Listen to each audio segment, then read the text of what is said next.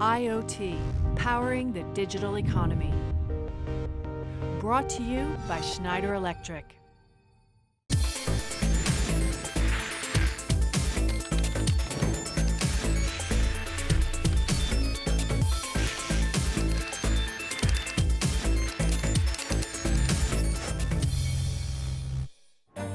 Keeping fit and staying healthy is a priority for many of us. But when our health suffers, hopefully the health sector is on hand to support us. Bringing healthcare innovation to the public isn't straightforward, and regulation in this sector is some of the most complex in the business world. That's not stopping the biggest healthcare providers from developing solutions and bringing them to the marketplace. But how effective is this innovation in lowering costs, but more importantly, improving our health overall?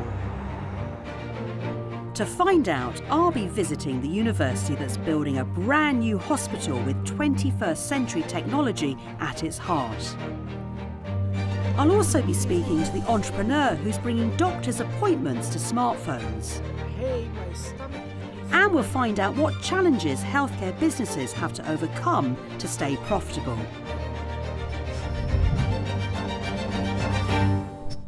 Healthcare in the United States is undergoing plenty of political changes. The most recent and biggest was the Patient Protection and Affordable Care Act. By 2016, over 20 million people had signed up for medical insurance. That increase could put a huge amount of pressure on healthcare systems right across the states. That's something that the oldest teaching hospital in the US is all too aware of. The University of Pennsylvania is embarking on a $1.5 billion investment in a new hospital, driven by new technology infrastructure. This hospital has been here for nearly 150 years, and the hope is that this new building will not only provide 21st century care, but will also be future-proofed. In the fast-changing world we live in, that's a tall order. The new hospital is going to be built on this site, and it's hoped that it will be fully operational by 2021. The Executive Vice President and Chief Administrative Officer for the University of Pennsylvania Health System is Kevin Mahoney. He's also a co-director of the Penn Medicine Center for Healthcare Innovation, which means that he has an eye on the future. But is that future already here? We're at a point in time right now where it's extraordinary, the changes that are occurring, both at the advanced end of medicine. So we just recently had an FDA approval for a cell therapy that is curing pediatric leukemia, down to how we interact with each other using our smartphones. So you're building a new hospital now. What's the reasoning behind that? Is it to satisfy demand, or is it to make the service that you're offering much more efficient? A lot of people say to me, why are you building a new hospital when everyone keeps predicting we won't need hospitals? But I prefer to think of our buildings as platforms for improving the care that we deliver to our patients. Historically, hospitals have been organized around departments. So you had a department of cardiology, you had a department of open heart surgery, you had a radiology department, and we're trying to blur those. So there's no ownership of the department, and the only ownership rests with the patient. How do we make that patient better as fast as we can, as effective as we can? And we know we can do that by blurring the department lines and having people work side by side. And how about the innovation? What's it going to be, and how will that impact the patients actually visiting on a typical patient visit? So I think we did a couple things to innovate. From the employee perspective, we built a 30,000 square foot mock-up out of styrofoam, life-size mock-up, and we took over 600 employees through to tell us what do you like and not like. And we put GoPro cameras throughout the site, and we had people walk through, and then we analyzed those 100 hours.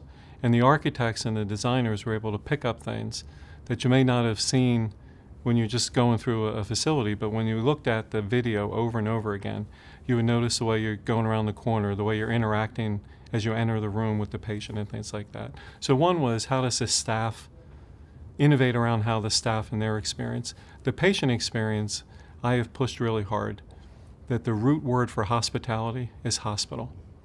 And everyone says, let's go look at other hospitals. I said, let's go look at other hotels. How can we make this an experience for the patient that is not institutional. Part of that innovation is within each room, we have a giant media wall. And that media wall will have Skype or whatever technology we use. So the digital wall will also help with education, so that when the patient is talking to the physician and the residents and the trainees are there, they can all be in there using the x-rays, bringing them up on the digital wall, so the patient's involved directly in their care. While the physical construction takes place, the various health contractors are testing out the technologies that will eventually populate the building. So this lab, what we've done is set this up for 3 basic purposes: testing, then proving, and finally installing. So what you see on these, a lot of these walls, is we are testing out different products, different vendors for very specific things that are going to be taking place within the patient room. So for instance, right here, we have some things that are involved with noise. What is that? So this constantly checks the noise levels in the patient room. Right, so you can see the number, right, so you can obviously see that. And the ear, that particular ear for this one, would be outside in the hallway. And so folks in the hallway would know that they are being too loud for the patient in the room. So that's one of them. I mean, there's lots of different things. We are testing out different lights and lighting controls within the space. And then the really big thing here is that how does all this stuff sort of work together for the patient and also for the staff to make it as easy as possible. So we have a lot of patients and project that we will have a lot of patients who aren't that familiar necessarily with technology. So we want to also be able to have technology that works for somebody who's very tech savvy, but for also folks who are very novice with a touchpad. What UPHS is doing is a leap forward in future proofing, and how they're adapting to digital innovation is remarkable. But where there's a business opportunity, disruptor companies aren't far away. One of them is Babylon Health, who've been around since 2013. Dr. Howard from Babylon, thank you for booking a consultation with us today. They're a digital healthcare provider offering consultations with a doctor or other healthcare professional via an app. Ali Parser is the founder of Babylon Health. He's an entrepreneur who's worked in construction and investment banking. I want to know what technology he's building into his Babylon app. Artificial intelligence is a science, right? So we figured out how to, for instance, let me take one piece of it. How does a machine diagnose? So we figured out how we can get computers to diagnose. It just happens to be that diagnosis is fundamentally probabilistic graphical modeling. So if you think about it, the doctor asks you a lot of questions, but they're constantly thinking, so what could it probably be wrong in here, right? So there's zooming down to a disease or 2 or 3 to provide you with what we call differential diagnosis, right? Machines just happen to be incredibly good at that when it comes to looking at billions of variations of symptoms and saying that what is the probability of the outcome out of all of those. What a machine cannot do is put its hand on your shoulder and say, look, I look after you after that. So we just allow the machines to do the bit they can do very well, but humans to do their bit. And so the limitations is really that human interaction. So how do you make sure you get that balance right between providing and making the most of the innovations, but also keeping that human touch? Well, it's almost a self-selecting process, right? So I call in, I say my tummy hurts, I might end up having gas, right? That's easy. The machine can reassure me. The artificial intelligence can reassure me and say that doesn't need to see a doctor. Then it's up to me to choose that do I trust that or do I want to talk to a doctor to reconfirm?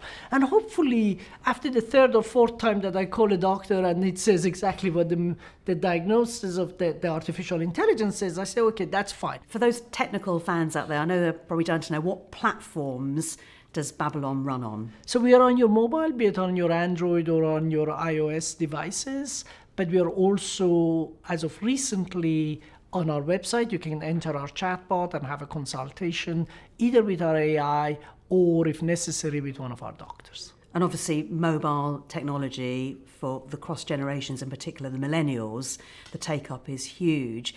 Do you think you'll see a bigger take-up from the other consumers, the over 50s, where healthcare is incredibly important to them as it is for everybody else? Do you see a better uptake because of the variety of platforms that you're operating on? It's not so much about age. is more about your emotional connection with adapting technology early. It just happens that younger people are more flexible in what they are prepared to test sometimes. Now, strategically, where do you see this all going? Who do you want to work in partnership with? So we, in the last 3 months since November, the National Health Service in Britain has made it available to people in central London. So you can actually now choose Babylon as your GP. You switch from your existing GP to Babylon. And what we saw is thousands of people joining in what we never expected. So we already have signed 3.5% of all young people in central London now. Having done that, we then went to one of the financially most challenged countries in the world, to Rwanda, and say, can we deliver this quality of healthcare at the prices that one of the financially poorest countries in the world can afford? And we signed up in almost no time, 18%, 17% of the adult population of Rwanda registered on Babylon. We deliver hundreds of thousands of consultations, and I'm delighted that Melinda and Bill Gates Foundation have just announced that they will pay for the entire nation of Rwanda to receive their primary care on Babylon if they choose to, in partnership with the government of Rwanda. And that's a testimony that in healthcare, you could do what we've done in information. You could completely democratize it. You could make it available to everyone, irrespective of their financial capability. And while that seems like, wow, how can that happen? But you and I forget that only 20 years ago, it was exactly this with information. You only had access to information if you were rich. You remember the adage, information is power? Now we all have access to all the information almost in the world, as long as we have access to the internet. Google has solved that problem for us. I think we can solve a similar problem in healthcare in years to come. Ali Parsa is taking advantage of the latest developments in IoT devices. It's that innovation which is allowing his business to thrive. The innovation isn't just in these devices, but in the apps and the data that businesses store. And those businesses need to be vigilant about protecting that data.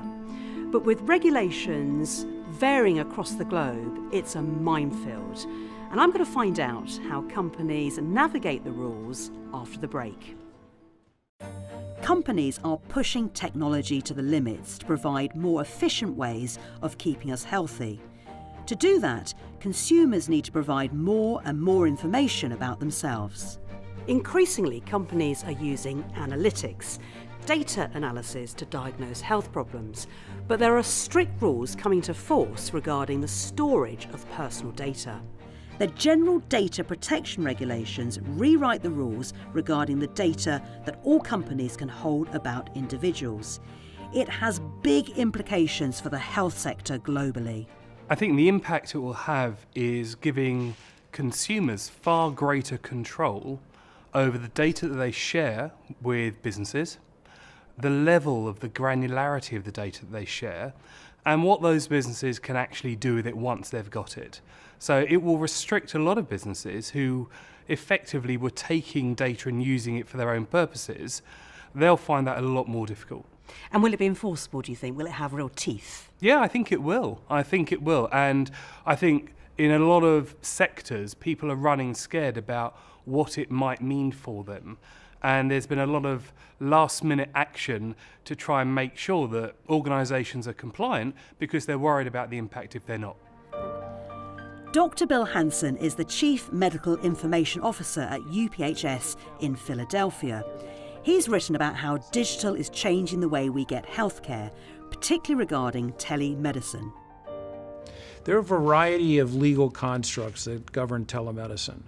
So in some states, if you are licensed in the state of Pennsylvania, for example, you are licensed to care for patients who are located in the state of Pennsylvania at the time you interact with them. If that same patient drives across a bridge to New Jersey and you wish to provide care, you have to then have a license to practice medicine in the state of New Jersey. Our telemedical physicians are typically licensed in all of the states in which they practice physically or virtually. In other parts of the country, it's in the interest of those underserved parts of the country to free up those licensure constraints. So one state might allow their neighboring states' physicians to operate in the first state in order to provide better care to underserved populations. So it's a complex mix of rapidly evolving licensure, malpractice, and credentialing rules and regulations. So there's a complex mix. Do you think that will change, though? So there's just a general federal law that covers telemedicine. There's a concern on the part of the insurance industry, for example, that by liberalizing access to telemedicine, that will lead to an increase in the use of medicine in general. So they're concerned about it. Patients find telemedicine to be a very convenient, oftentimes high-quality way to engage in getting care for certain conditions. So patients want it. Patients talk to their legislators who support liberalizing access to telemedicine in state and federal government. So I think we will see a change in the industry, but that's being pushed by technology's rapid advances.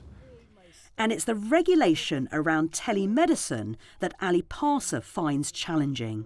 So we had a situation again with a regulator where they just wouldn't agree to regulate digital health exactly as they would regulate physical health, right? Okay, it's the same. To you and I, we don't think digital money versus physical going to a bank. We just want our bank to be safe, right? We just want it to work. And we want it to work, right? So it took us a year of discussions and debates, and then at the beginning of this year, that particular regulator announced that they're going to regulate the two industries, the digital or non-digital health, exactly the same way. There's no such thing as digital health. Everything is digital nowadays. Why would you ever, if you can talk to a doctor from the comfort of your bed when you're sick, go in a bus, spend half of your day, go sit in a doctor's surgery while you're feeling miserable? We're going to shift to a world where most of our healthcare is delivered digitally. So it doesn't frighten you, the fact that regulation is different around the world, different languages? You see that as an opportunity? Regulation is a necessity because there is a lot of people in any industry that would take their chances, right?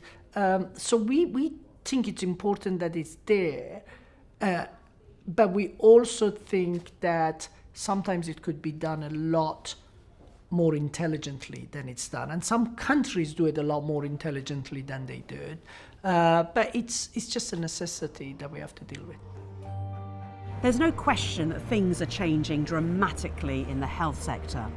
Globally, not every model is the same. With insurance-based healthcare in the United States, a taxpayer-funded model in the UK, and elsewhere, everything in between. The task of making them all work efficiently lies at the door of the innovators. And after the break, I'll be finding out what the future holds for healthcare. Digital innovation is having a huge impact on how we live our lives. The world is changing because of the technology that can help improve our health.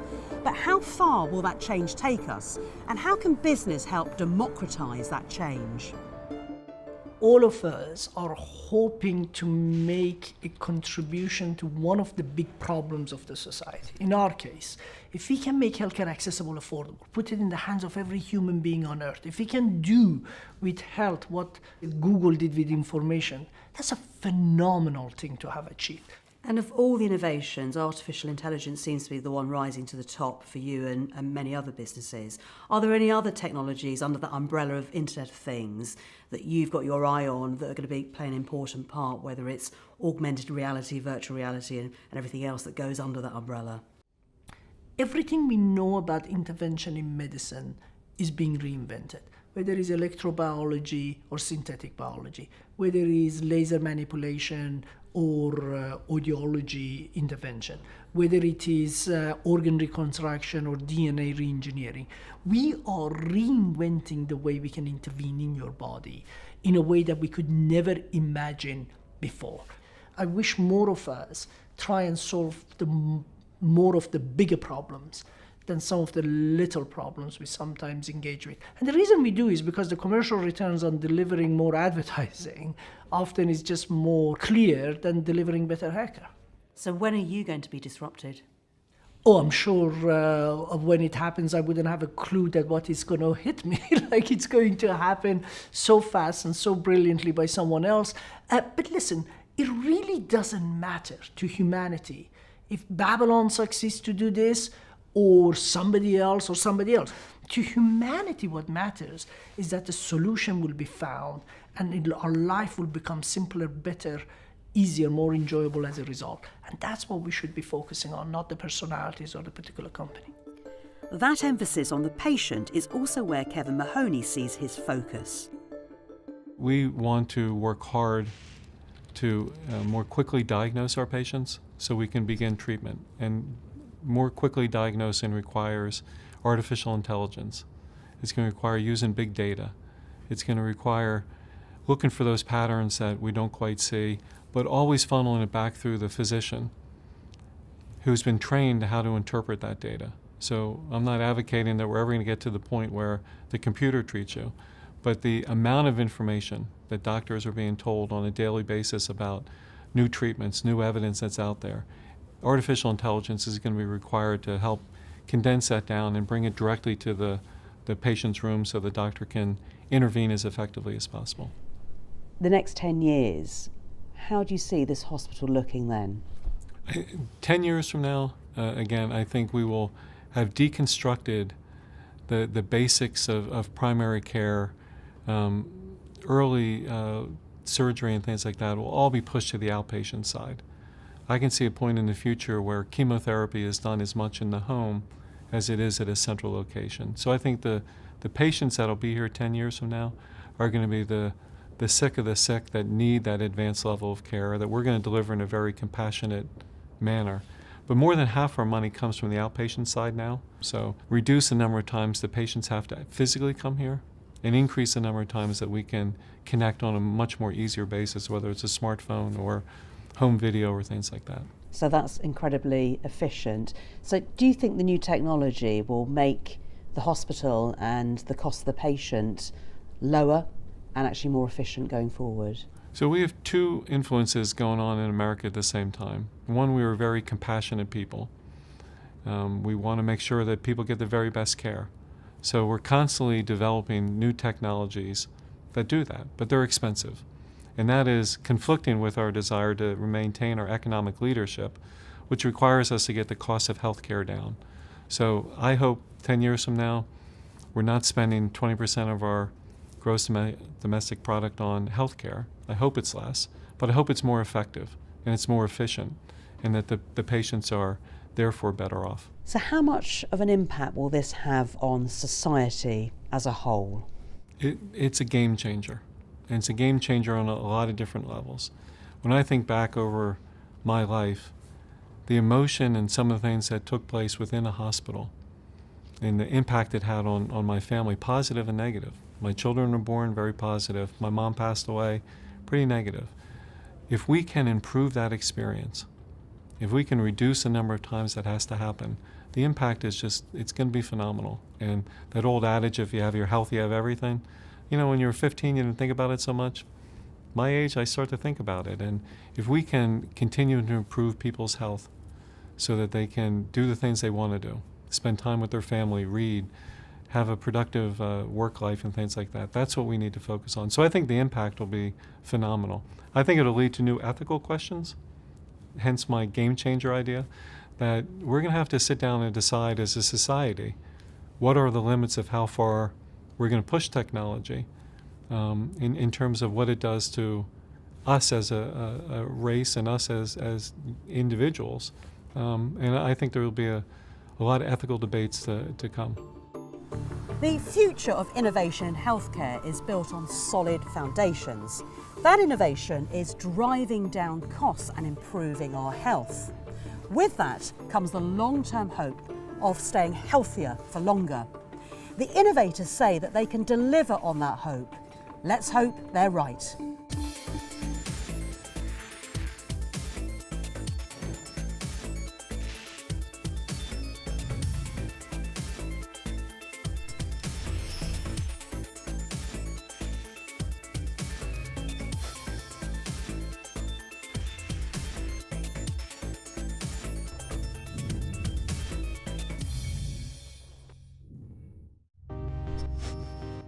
IoT, powering the digital economy. Brought to you by Schneider Electric.